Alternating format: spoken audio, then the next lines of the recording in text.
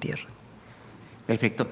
Bueno, en otro tema, pues afuera del Palacio Nacional hay maestros de la CENTE, ya han intentado derribar las vallas, han intentado pues bueno, no todos, pero hay algunos que sí han estado de manera un poquito violenta. Preguntarle cómo va el diálogo con ellos, si se han podido acercarse a hablar, pues, ¿qué ha pasado ahí en este Pues tema? es lo que menciono, o sea, no se entiende. O sea, ¿cómo si hay una mesa de diálogo abierta? Se está trabajando en Oaxaca, en Chiapas, en Guerrero, en otros estados. Quieren utilizar la violencia para llegar a Palacio Nacional. Si está la mesa de diálogo, si se ha atendido muchísimas de las demandas que tienen, se ha planteado en el caso de la ley del ISSSTE, que ellos piden la derogación, distintas opciones, que seguimos trabajando en ellas, pues porque el recurso no está disponible para poder hacer esta derogación, pero se hizo el Fondo de Pensiones para el Bienestar y se está trabajando en otras opciones. En el caso de la reforma educativa ya planteamos que no va a haber ninguna imposición, que nos vamos a ir a discutir a la base de los maestros y maestras, escuela por escuela, para ver qué es lo que quieren los maestros para su evaluación de carrera magisterial, si es que así lo deciden. En fin, están las mesas abiertas de diálogo, de trabajo. Entonces, a ver, estuvieran cerradas las mesas, nos estuviéramos negando al diálogo, pues entonces a lo mejor pues nunca justificamos la violencia, ¿verdad? Pero una manifestación aquí en la ciudad. Pero si hay mesas de diálogo y se está atendiendo, ¿por qué esta forma de manifestarse aquí? Que porque se requiere la derogación del ISSSTE, bueno, ya dijimos, no hay suficientes recursos, vamos a sentarnos a ver qué otras opciones para las pensiones de los maestros. Entonces hay una mesa de diálogo permanente, abierta en los estados. Entonces no se entiende la verdad. ¿O qué interés haya? Pues no sé. Y bueno, y continuando con este tema de la generación Z y hablando de las marchas, bueno, es preocupante que en redes sociales se estén viendo algunos posts de varias cuentas, incluso de comunicadores, que ya comienzan a defender una especie de manual para derribar las vallas, dan el tipo de herramientas, sopletes, tipos de ácido para poder debilitar pues, los enlaces de las vallas. Obviamente, no sé, bueno, no sé si han investigado quiénes están detrás de estas cuentas, de esta imagen que quieren ver de un edificio de gobierno, un Palacio Nacional en llamas. O sea, ¿cuál sería el llamado que les haría a ustedes? Bueno, es que por eso hay que juntar las cosas. O sea, vean quién está convocando, cómo se construyó la convocatoria. Porque incluso los jóvenes que tenían las cuentas de Generación Z se deslindaron de la manifestación. Repito, puede haber jóvenes que vieron en las redes y pueden tener alguna demanda, pero que sepan cómo se construyó la convocatoria. Entonces, si estos que construyen esta convocatoria después hay violencia en las manifestaciones, pues ¿cómo? O hay infiltración, porque en todo caso tiene que haber deslinde, ¿verdad? Porque no entendemos, o sea, ¿por qué en un país libre, democrático, abierto al diálogo, hay manifestaciones con uso de la violencia? ¿Qué interés hay? Entonces, nosotros no vamos a caer en provocación. Por eso ayer dije, ¿por qué las vallas? Pues porque no queremos que haya un enfrentamiento entre policías y estos grupos que les llaman del bloque negro, que utilizan estos artefactos peligrosos que puedan dañar a ellos o a un policía. Entonces es mejor que haya una valla, porque ya lo hemos visto en otras ocasiones. Entonces sí habría que analizar estas cuentas que están llamando a la violencia. Pues, no se entiende. De hecho, algunas de estas cuentas fueron de… O sí se entiende, ¿verdad? Ajá, de después comunicadores eso. que en un momento dado tuvieron pues beneficios de la época neoliberal. Bueno, no los menciono porque bueno, ya algunos es de dominio público, pero ya para no estarles haciendo el caldo gordo, pero sí es preocupante que hagan este tipo de llamados o den estos manuales para ahora sí entrar y causar destrozos en Palacio Nacional. Ese sería por ese lado. Y bueno, pasando a un temas un poquito más amables, bueno, ya dos últimos temas para no agandallar el micrófono. Recientemente el SAT informó que en el marco del Día de la Certidumbre Fiscal 2025, pues se reconoció a México por su eficiencia en materia de certidumbre fiscal para grandes contribuyentes. Este premio se entregó el pasado 31 de octubre, en donde México obtuvo dos reconocimientos. Uno fue el primer lugar de antigüedad del inventario y el segundo lugar como jurisdicción que más ha mejorado.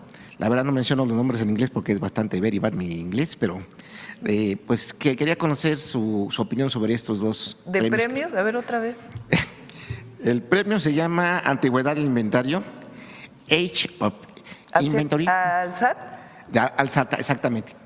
Todo lo que es en eficiencia para dar sentido. Sí fue el que me enseñó Antonio el otro día, ¿verdad? De la Organización para la Cooperación y el Desarrollo Económico. Exactamente. Sí, de la OCDE. recibió el SAT un premio, exactamente. Sí. Y el segundo lugar por jurisdicción que más ha mejorado, ¿no? en esto que es en la recaudación de impuestos y bueno, facilitar a los contribuyentes pues el poder Son muy público. profesionales los jóvenes que están al frente, muy profesionales. Y estamos trabajando, se publicó un primer lineamiento para las auditorías que se realizan para los créditos fiscales y se van a publicar otros lineamientos también para que haya total certidumbre, que no se piense que hay alguna subjetividad a quién se le hace una auditoría o no. Entonces se van a publicar este mismo año los lineamientos, pero realmente son muy profesionales quienes trabajan en el SAT y mi reconocimiento. Y bueno, y finalmente, pues una pregunta que quedó ayer pendiente, pues hoy es el cumpleaños del expresidente. Sí, le mandamos un saludo cariñoso al presidente López Obrador, que la pase bien en su cumpleaños, que espero que la pase con la familia. De aquí hasta Palenque, nuestro reconocimiento siempre. Sí, todo, muchas gracias. Un aplauso.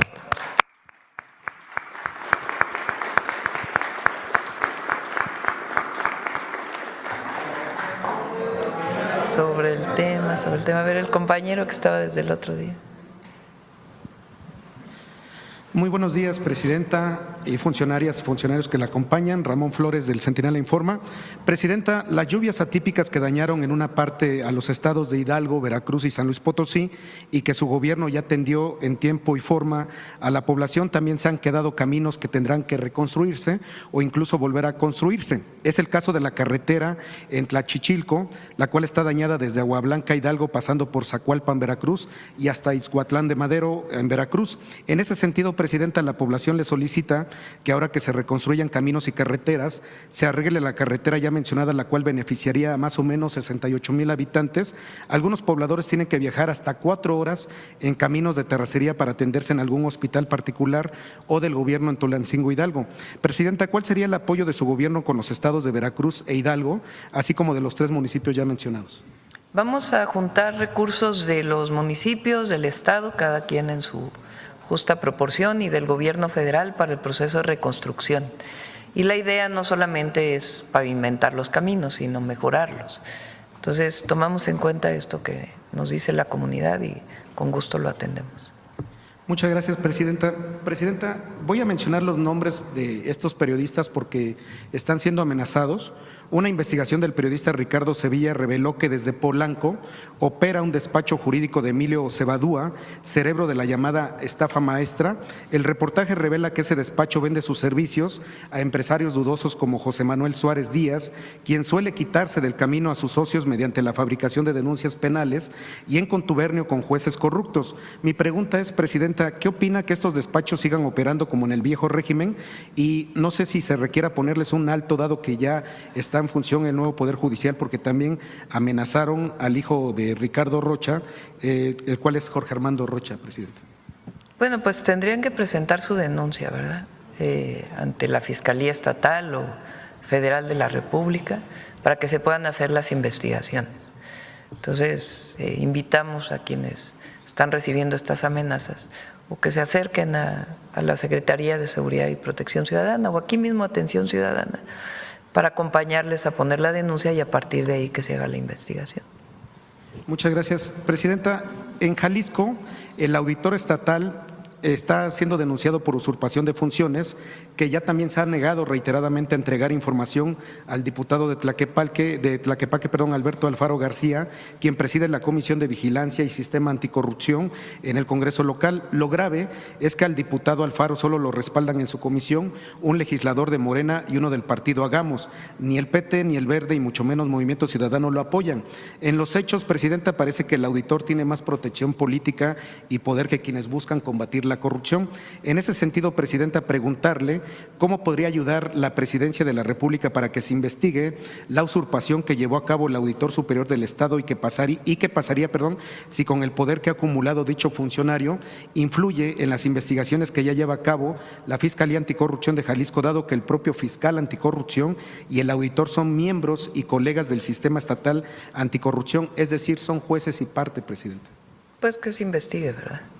Ok.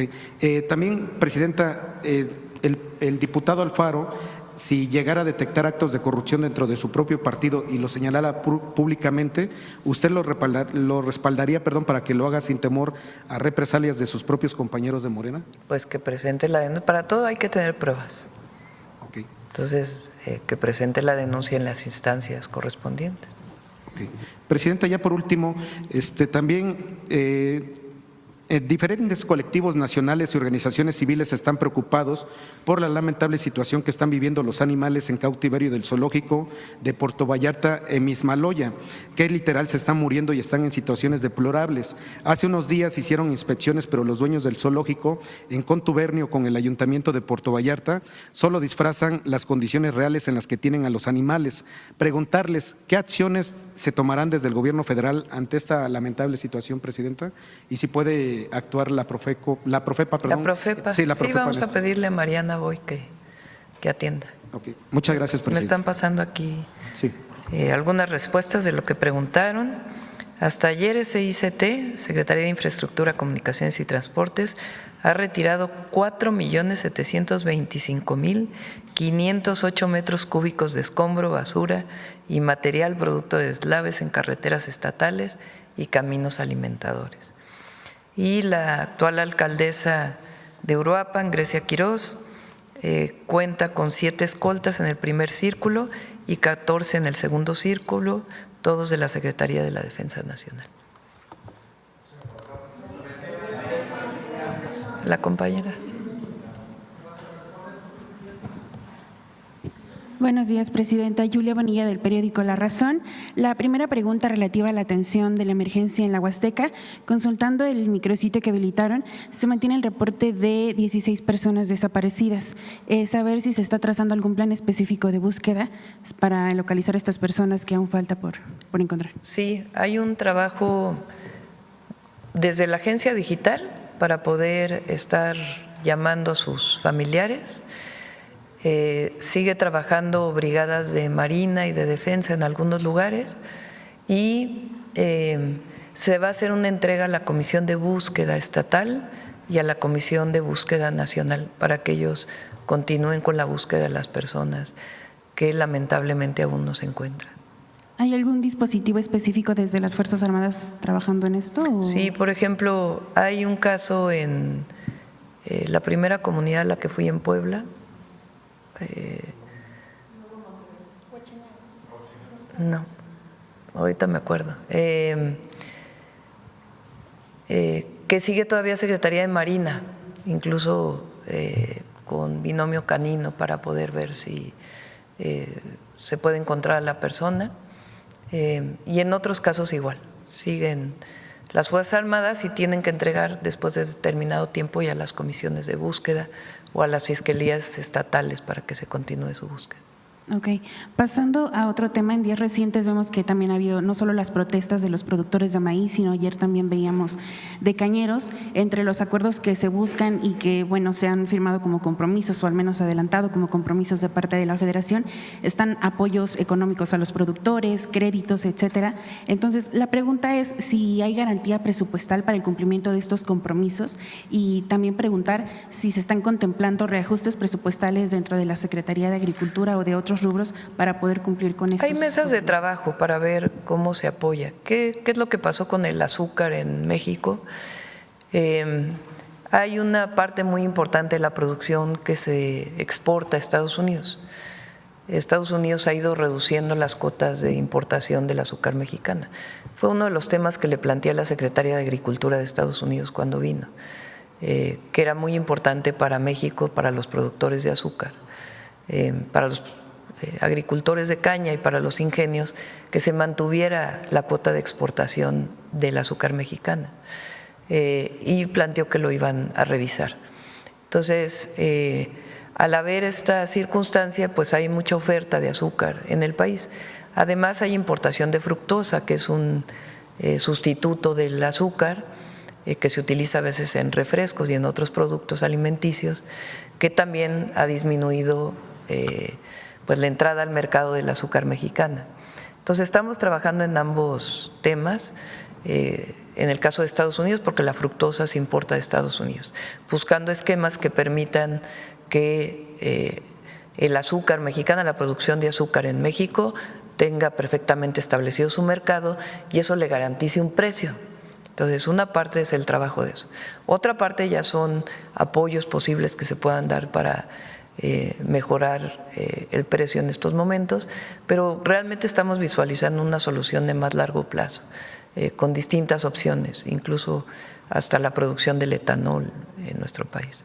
Con relación a estos diálogos con Estados Unidos, usted la semana pasada nos comentaba que en cuanto se destrabara esta situación presupuestal que ha mantenido cerrado pues la administración de Donald Trump, se buscaría reanudar estos diálogos, estos acercamientos. Fue la petición que hizo Estados Unidos, ya ocurrió ayer. ¿Acercamientos de qué, perdón? Las reuniones que han estado teniendo, usted lo comentaba la semana pasada. No, que no se tuvieron físicamente, se tienen a distancia por el tema del cierre del gobierno de los Estados Unidos.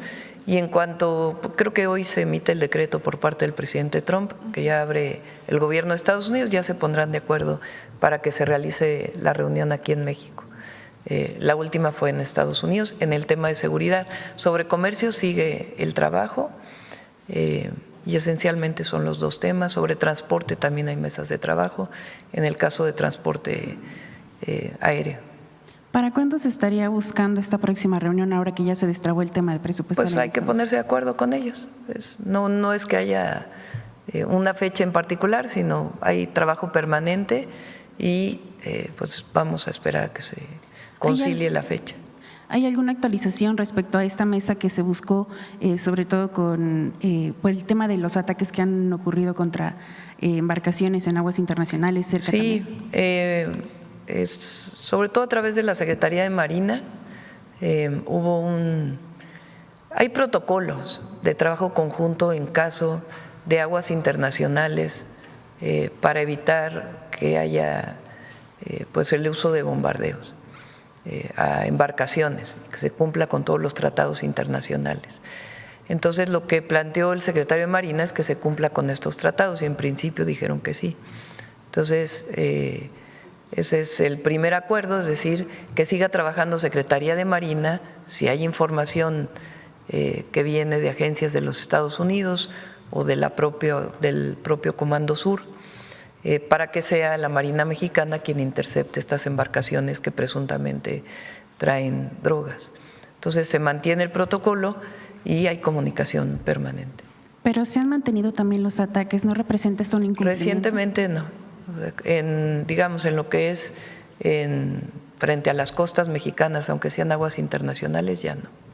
Okay. Y nada más relativo a lo del cierre de la frontera al ganado, ¿ha habido algún avance, alguna actualización en esas mesas? Se sigue trabajando en este tema, ya hay mucha comunicación y pues vamos a esperar que sea pronto. De todas maneras, como les comentamos, la planta productora de esta mosca que ayuda a contener la plaga, estará lista en el primer semestre del próximo año. Eso va a ayudar muchísimo. Finalmente, Presidenta, usted comentó que Por cierto, que acudiría- nos dijeron que la exportación de jitomate aumentó este año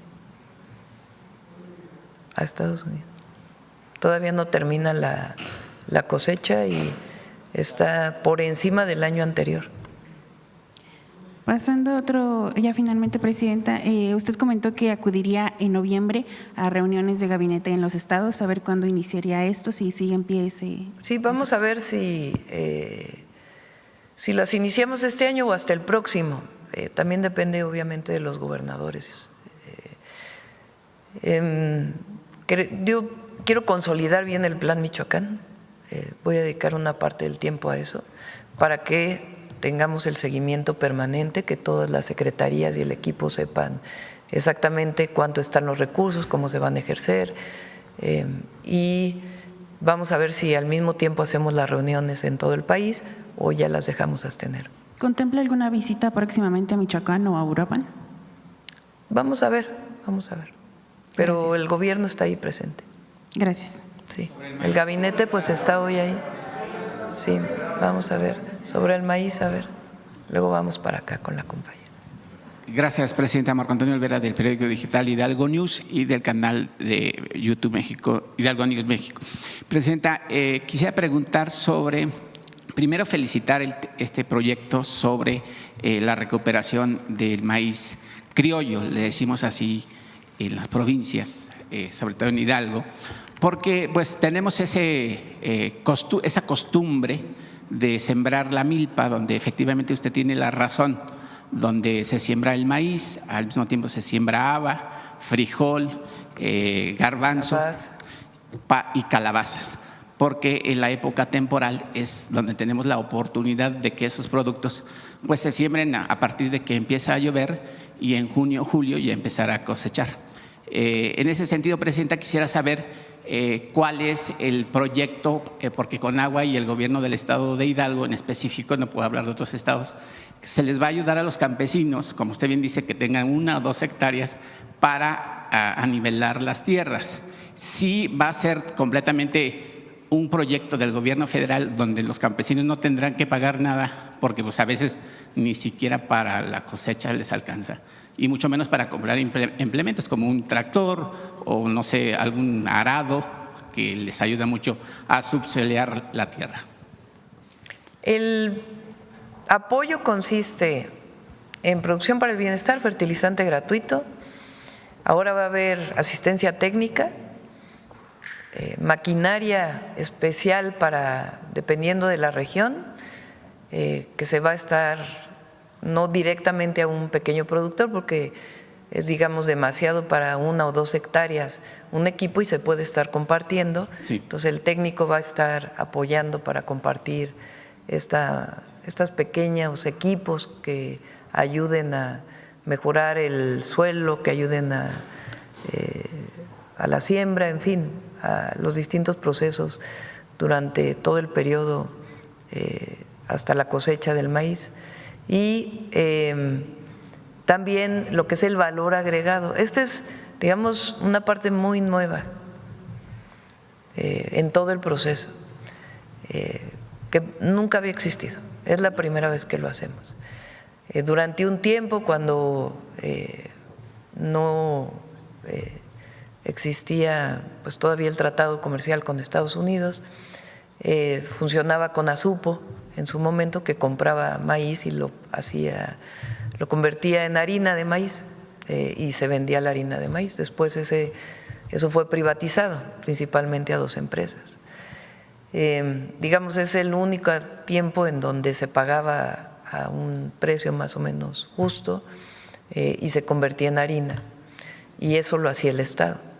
Ahora lo que queremos es que las propias comunidades tengan los beneficios del valor agregado.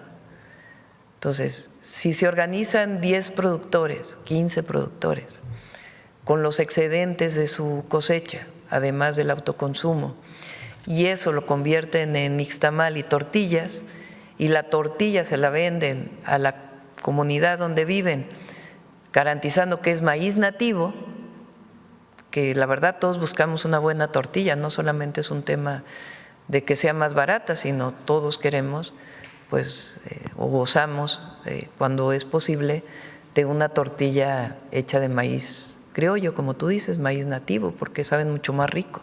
Sí. Y además es con el proceso de nixtamalización histórico que se ha realizado. Entonces, si las propias productores se juntan, las mujeres ponen la tortillería, nosotros les ponemos la tortillería, ellas se organizan, se vende pues a mayor precio. Y eso ya va directamente a repartirse a todos los productores. Entonces, esta parte del valor agregado, que también puede ser con totopos, con tostadas y otras formas, incluso estamos trabajando ya con tortillas hechas a mano. Si se garantiza todo el proceso para que el campesino no tenga que venderle a un intermediario su maíz hoy a 13 pesos, no, perdón, ese es el frijol, a 4 pesos el kilo. El 16 pesos el cuartillo de maíz. Sí, imagínense, pues no le alcanza ni para prácticamente lo que le invirtió al trabajo de la milpa. Entonces, si hay valor agregado y eso lo sostenemos en el tiempo, pues hay bienestar, no solamente la conservación del maíz. Entonces son las dos, es la biodiversidad, porque esto es México, Sí. esto nos representa, el maíz nos representa, es historia, es domesticación, es pueblos originarios, es pueblos indígenas, es identidad nacional, es soberanía, es conservación de la biodiversidad, es conservación genética. Conservar el maíz y todas sus variedades, todas sus razas, es México, es conservar México, es conservar nuestra identidad. Entonces, además de eso, lo que queremos es que los campesinos que cultivan este maíz vivan bien, haya bienestar. Entonces, además de todos los programas de bienestar, el objetivo es que puedan venderlo con un valor agregado. Y para eso pues tiene que haber un proceso organizativo y un proceso de trabajo con todas y con todos los que históricamente han sembrado este maíz. Entonces es conservar la identidad de México y al mismo tiempo, ahora sí que como decía el presidente López Obrador, que quien nos da de comer coma bien. Sí. Presidenta, nada más para precisar sobre el tema de las tortillerías que se les pudiera dar o se les va a apoyar a las mujeres, que ojalá no se las entreguen a grupos porque luego se quedan ahí con las ganancias. No, es a la organización de los productores, de las familias de los productores. Okay. No es a una organización social que ya exista, una organización política, no. Nosotros, acuérdense que trabajamos de manera directa sin intermediarios. Ok, y en el sentido de el producto que tenga un precio adicional a los totopos, a las tostadas, no sé si el INPI o derechos de autor pudiera generarles una marca a las mujeres para que se venda. Esa es la marca de alimentación para el bienestar y esta, a ver, ponle la marca que queremos que quede registrada. El sello, ahí está. Hecho en México con maíz nativo. Okay. Sí, Entonces, eso si vas a les ayuda comprar mucho. tu kilo de tortillas a la tortillería del programa El maíz es la raíz, pues entonces va a llevar su sello, hecho en México con maíz nativo. Aquí está. Ah, ahorita, ¿están calientes? No. Estas ya se hacen aquí en la ciudad. Sí. Y ya hay otras tortillerías también con Sembrando Vida. Entonces, todas van a llevar eso. Entonces, cuando uno vaya a la tortillería, entonces, ya ven que se envuelve, bueno, a veces lleva uno su… Servilleta. Sí. Su propia tela para envolver las tortillas y a veces te la entregan, si no llevas, pues con papel, ¿no? Y entonces en el papel, pues va a haber este sello. Okay. Entonces ya vamos a saber la garantía de que estamos comiendo tortilla de maíz nativo. Ok, gracias, presidenta. Cambiando un poquito de tema. Le faltó calentarlas aquí a la Julia para que nos echáramos un taco de sal. En la administración del entonces presidente de la República, Andrés Manuel López Obrador, pues aquí nos dijo en esta mañanera que muchos empresarios habían adquirido o construido diversos centros de reclusión para personas que habían delinquido y que habían hecho prácticamente un negocio redondo con las cárceles, porque obviamente pues no llegaban reclusos, pero sí cobraban al gobierno fuertes sumas de dinero, así como sucedió con algunos hospitales que construían hospitales que no los construían, pero sin embargo pues cobraban mucho dinero del erario público, que es dinero de la nación. En ese sentido, presidenta, quisiera saber cuál ha sido el seguimiento. La semana pasada le presentaron aquí el tema sobre los reclusos que están en los estados, obviamente del Estado de México y de la Ciudad de México. ¿Cuál ha sido ese avance de revisar cómo viven los reclusos en cuestión de alimentación? Porque se quejan de que no hay una alimentación adecuada, digamos, entre comillas, que no está en tiempo y forma, y que esta alimentación pues se encarga la empresa La Cosmopolita, la cual ha sido sujeta de investigaciones por parte de la UIF en diversas ocasiones por presuntas operaciones con recursos de propiedad ilícita, y que posee pues más de 150 razones sociales para seguir participando en estas licitaciones. No sé si su gobierno está poniendo atención en ese tema para que pues los reclusos, hay muchos dicen que… Personas privadas de la libertad. Personas privadas de la libertad, perdón. Sí. Vivan mejor, ¿no? Dentro de sí, las que estén bien, cárceles. sí, lo habías preguntado antes y vamos a ver en qué va la investigación. Sí, para que recuerden que hay centros de detención estatales y federales. Entonces, para que nosotros demos la información de los federales. Presidenta, hay otro tema. Los migrantes mexicanos, muchos de los que se van fuera de México pues, en busca de mejores oportunidades de vida, pues algunos se van muy jóvenes y ahorran también sus capitales allá para cuando regresen a tierra mexicana puedan poner un negocio o puedan comprar una casa, además de lo que contribuyen a la economía norteamericana y al mismo tiempo el dinero en remesas para las familias que se quedan aquí en nuestra patria. Pero también ellos sufren fraudes. Y le voy a poner nada más un ejemplo de un mexicano, que aquí traigo el nombre, que se llama David Villagómez Cauche. Él vive en Illinois, en Chicago. Y bueno, como todo mexicano, soñó que regresando a su patria pudiera ya tener su casa o comprar su casa. Pues mandó más de $100,000 a la empresa Maya Ocean Contraction, SADCB, que está en el municipio de Solidaridad en Quintana Roo. Esta empresa, que la preside Dimitris Hodman y Iliana Reséndiz, con la razón social Maya Ocean Real Estate, pues le han defraudado con esos más de $150,000 porque supuestamente le iban a entregar un departamento en el municipio de Solidaridad.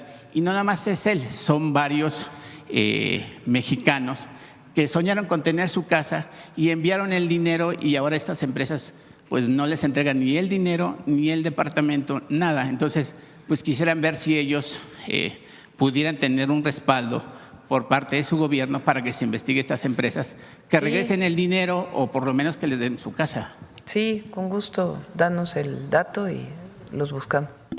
Presidente, ya para concluir el tema del agua, en días pasados, más bien el año pasado, dijo usted que los chinos de Time Ceramics tendrían que producir con agua tratada, pero no ha pasado eso. La planta de agua tratada de Conagua la tienen a 90 kilómetros. Alan Sánchez, un ex colaborador de la alcaldía Tlalpan,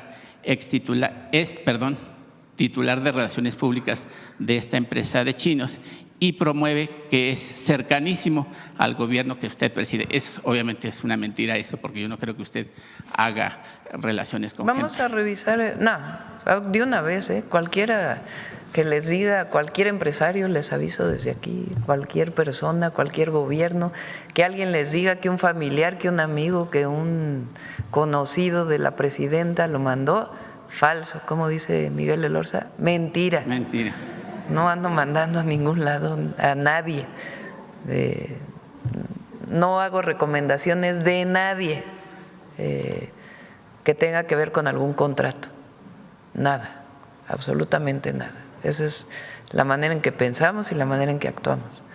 Bueno, y sobre el tema de esta empresa que hace cerámica, pues vamos a revisar, porque hasta donde tengo entendido, en efecto su permiso tenía que ver con el uso de agua tratada. Sí, no lo está aplicando. Sí. Y ya por último, presidente, si me permite, los operativos del pasado 24 de octubre, en contra del Huachicol del Agua, cerraron diversos pozos que son autónomos.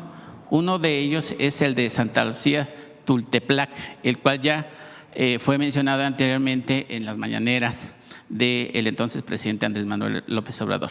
Pero por un tema de fraude, pues personajes pues llevan 9 años haciendo de ellos un negocio familiar.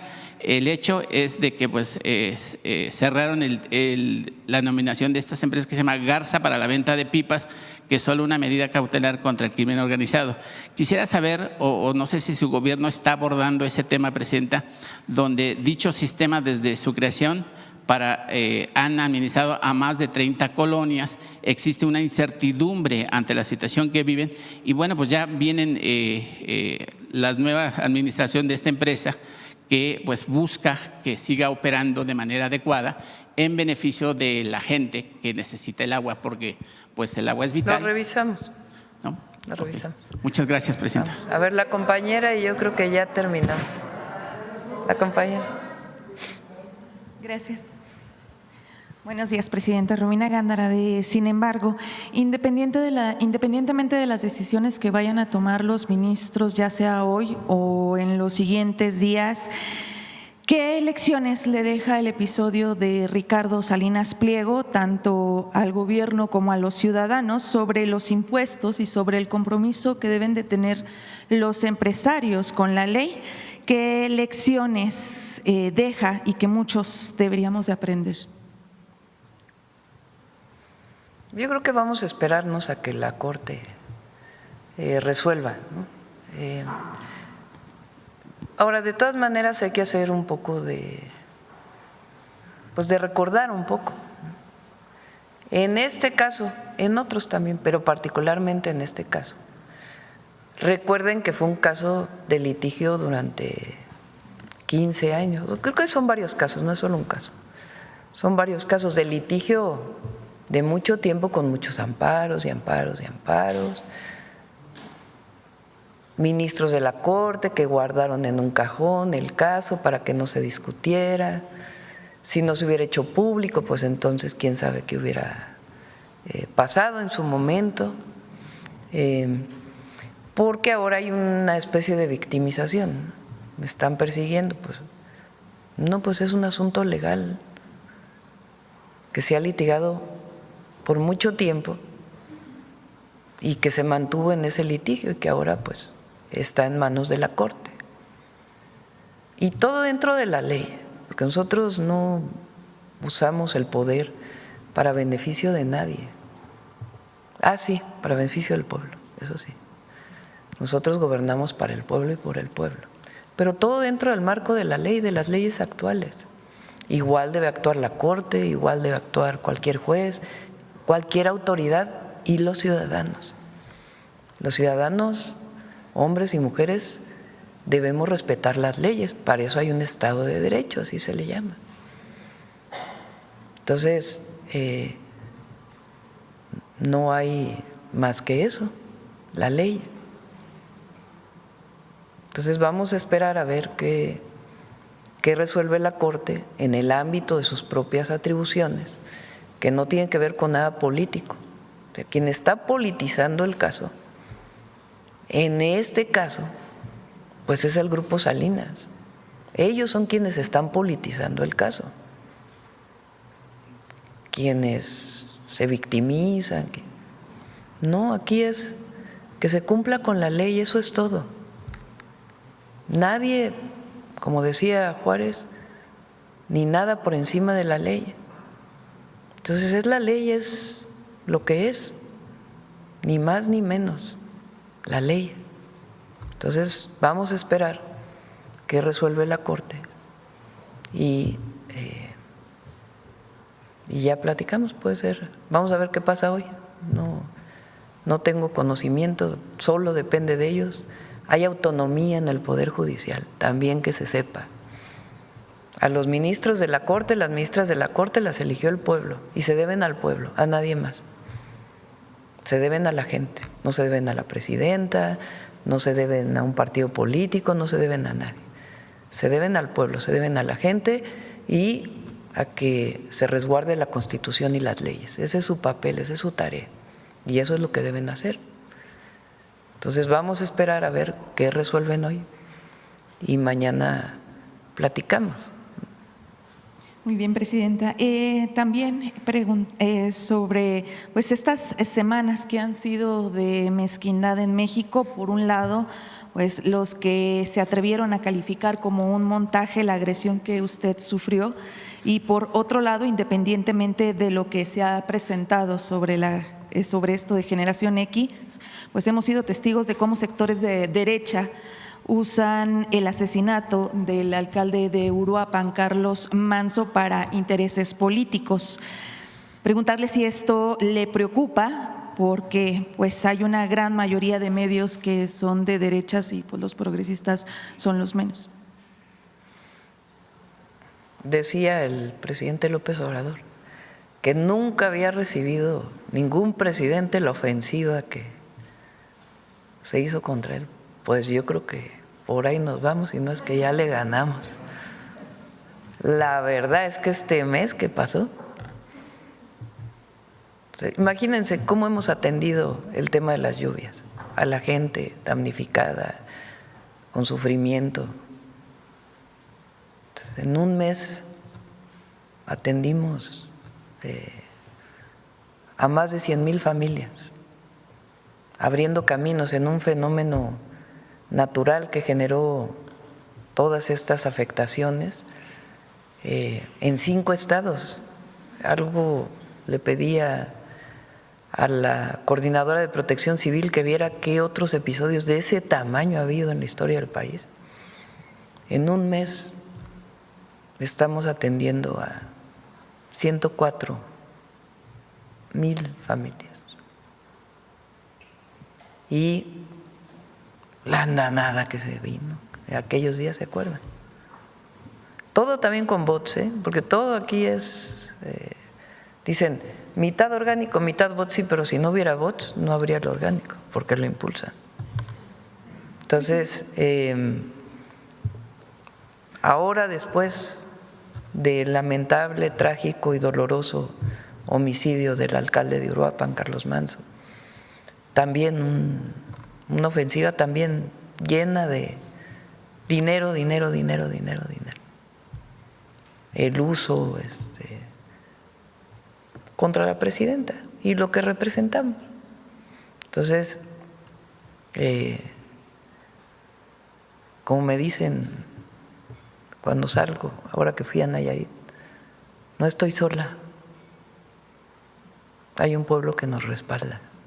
Y mientras no traicionemos al pueblo, va a haber un pueblo que nos va a seguir respaldando. Eso es lo que ellos no entienden. Aquí tenemos 3 principios: no robar, no mentir y no traicionar al pueblo. Y hasta el último día de mi mandato y el último día de mi vida, porque este no solo es un compromiso de servidora pública o de presidenta, es un compromiso de vida y de convicción. Hasta el último día de mi vida lo voy a cumplir. No robar, no mentir y no traicionar al pueblo. ¿Y le preocupa, presidenta, esta andanada? Pues hay que explicarla. Nos van a criticar, por todo nos van a criticar. Que si hacemos porque hacemos, que si no hacemos porque no hacemos, que si hacemos A porque hicimos A, que si hicimos B porque hicimos B. Esta cosa que viví de un acoso y atreverse a decir que es un montaje. Es como el tema de una mujer, en general a las mujeres, nos hacen sentir culpables de un abuso, de un acoso, es esta revictimización, medios que ponen las fotos en primera plana y luego que se disculpan cuando en realidad no se disculparon. Esto es solidaridad de género, humana. Entonces, lo que hay, a mí, mientras sigamos trabajando por el pueblo, eso no nos afecta y por eso salimos a ver a la gente, a escucharla, a ver, porque ahí es donde está el sentimiento de la gente. Imagínense si nomás estuviéramos aquí, pues no, viviríamos pegados, igual que muchos a las redes sociales, ¿no? O a la televisión o al radio, ¿no? Mientras nosotros nos mantengamos firmes, no van a poder. Es más, les puedo decir que hay mucha misoginia y mucho machismo en esto. Pensaron que por ser mujer nos íbamos a quebrar. No. Nos mantiene la convicción, el apoyo y la fraternidad con el pueblo. Eso es lo que nos mantiene. Entonces, lo que hay que hacer sí es decir de dónde viene. Con la verdad, habrá quien le moleste, pero es nuestra responsabilidad usar la mañanera, tener esta conferencia para informar. Ayer que fui a la CIRT, les decía, todos tenemos una responsabilidad en la veracidad de la información. Los medios tienen la responsabilidad de poner las dos posiciones siempre, de debatir, de discutir. No solo una, ¿verdad? Porque no que unos cuantos o utilizan sus periódicos o sus medios como propaganda política. Bueno, entonces pónganle órgano oficial de la derecha mexicana. Justamente, Presidenta, precisamente porque en estos días, y ya que lo menciona sobre el comportamiento de medios y de periodistas, hace unos días también un periodista decano dijo abiertamente que una supuesta nomenclatura dentro de Morena y hasta el expresidente Andrés Manuel López Obrador querían atentar contra usted, que porque no se les sometía. Se trata de un periodista pues importante en su tiempo, no quisiera mencionarlo, de Nuevo León, pero no quisiera mencionar el nombre. Mucha gente pues está escuchando estos espacios. ¿Cómo califica estas opiniones?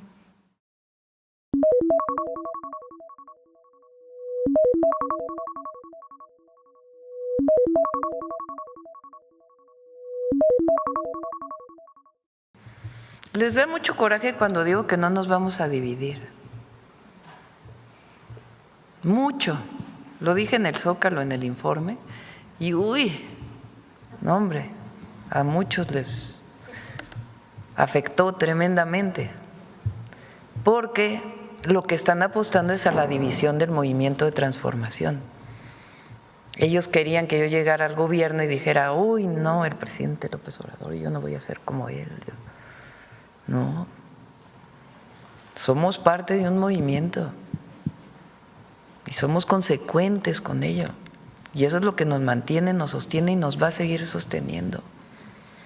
Es la fuerza del pueblo, así de sencillo. Y si me permite ya una última pregunta, hay muchos líderes de opinión que pues recomiendan y dicen que ya no se debería de hablar de Felipe Calderón. Sin embargo, pues el expresidente Felipe Calderón habla siempre de México y para mal desde el extranjero. ¿Qué responde a esos que pues también están solicitando ya no citar tanto a Calderón? Hay que recordar siempre la historia, hay que tenerla presente.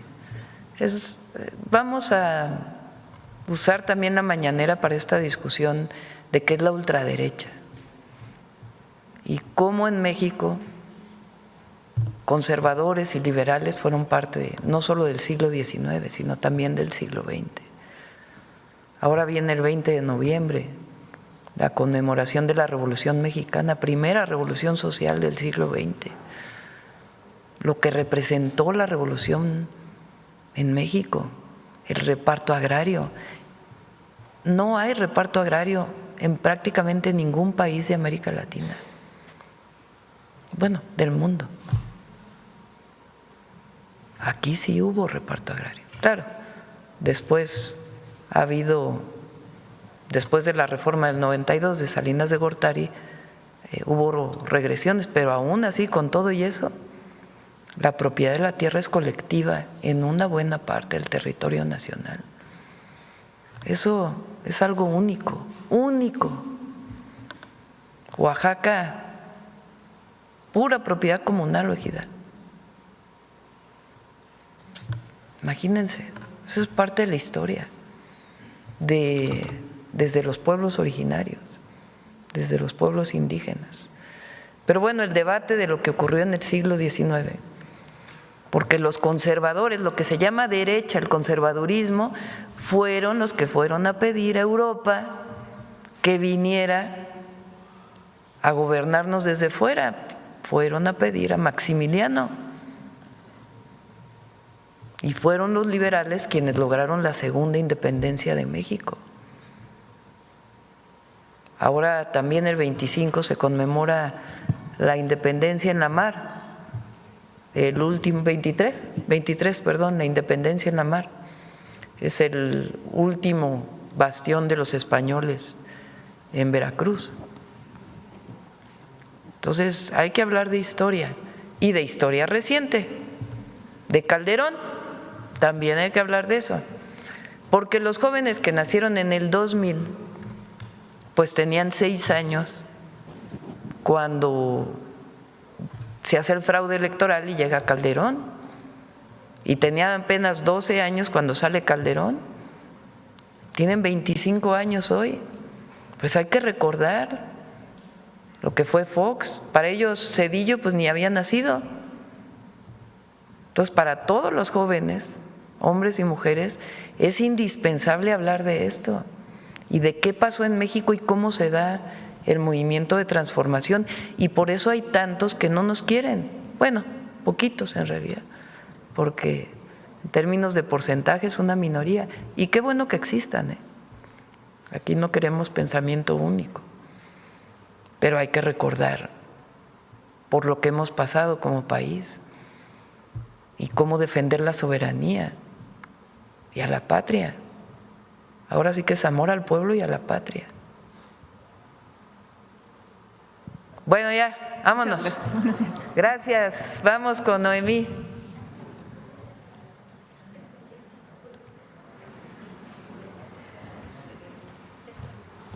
¿Por acá?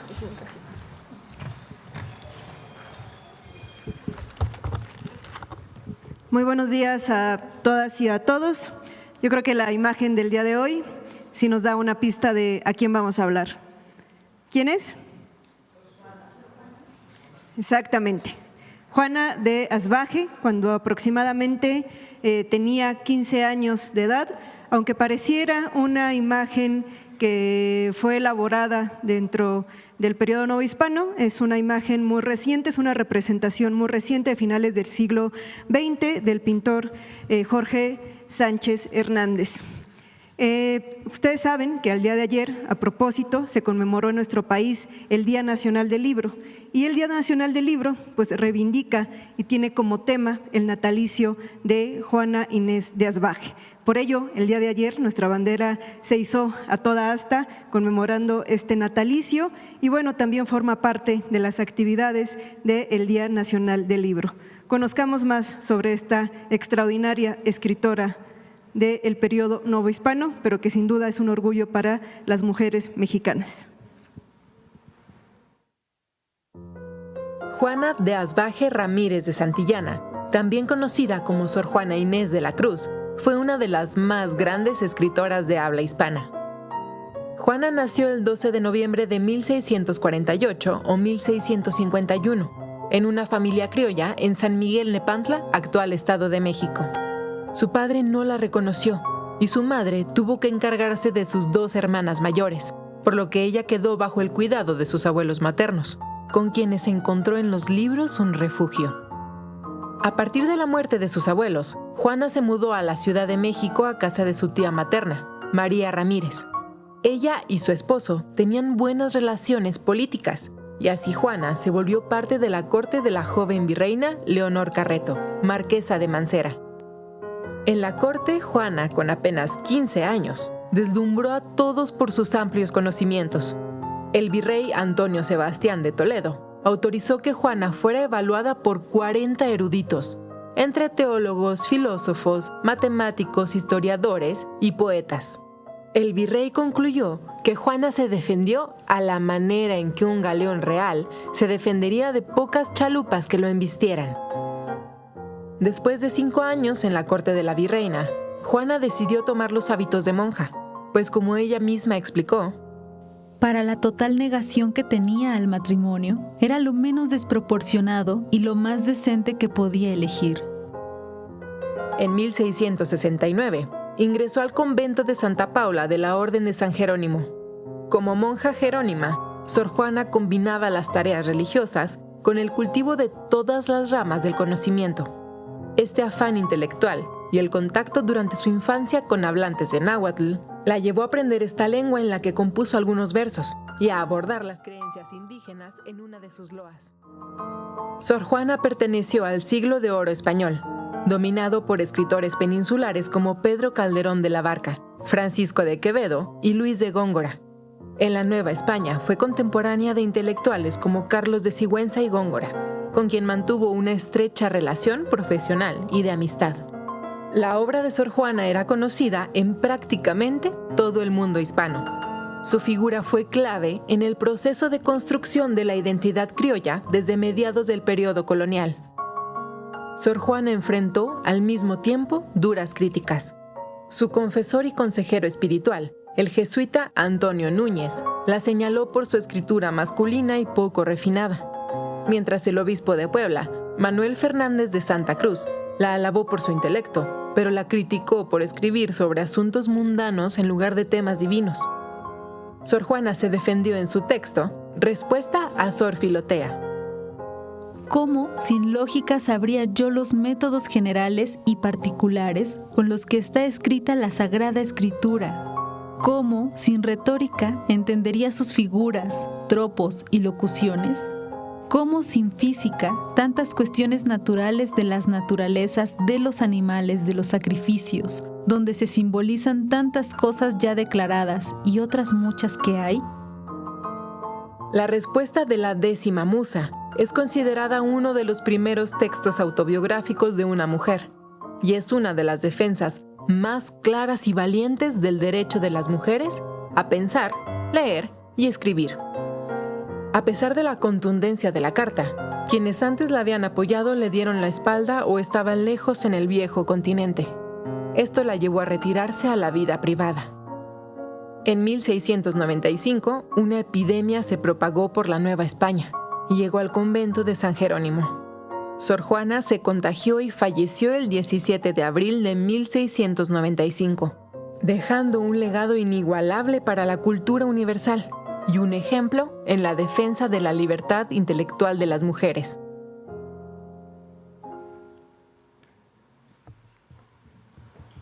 Sin duda, las letras nos maravillan. Cuando somos niñas y niños, las primeras letras alimentan nuestra imaginación y nuestras ganas de aprender. Juana todavía narra cómo recuerda su contacto con las primeras letras. Ella dice: no había cumplido los 3 años de mi edad cuando enviado mi madre a una hermana mía, mayor que yo, a que se enseñase a leer en una de las que llaman amigas. Me llevó a mí tras ella el cariño y la travesura, y viendo que le daban lección, me encendí en el deseo de saber leer y supe leer en breve tiempo, 3 años de edad. Y a partir de entonces no dejó de querer aprender. Y después se cuestionaba: ¿qué dichos son estos tan culpables? cuando estaba el debate de su obra. ¿Qué más podré decir? Que hasta el hacer de esta forma de algo razonable me costó una prolija y pesada persecución, porque dicen que parecía letra de hombre y que no era decente de una mujer escribir como ella escribía. Con que me obligaron a malearla adrede, y de todo esto es esta comunidad testigo. Muchas gracias, y qué mejor manera de conmemorar a esta escritora tan importante que leyendo su obra. Así es que Día Nacional del Libro, 12 de noviembre, a difundir todos sus escritos. Muchas gracias. Gracias. Nos vemos mañana.